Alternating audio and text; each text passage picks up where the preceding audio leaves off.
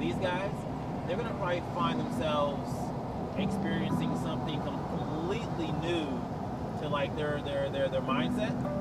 That most of Phoenix, Arizona. No, you went to Arizona and Utah, right, Moab? I went to Salt Lake City, then I drove to Utah, then Colorado, then Mexico.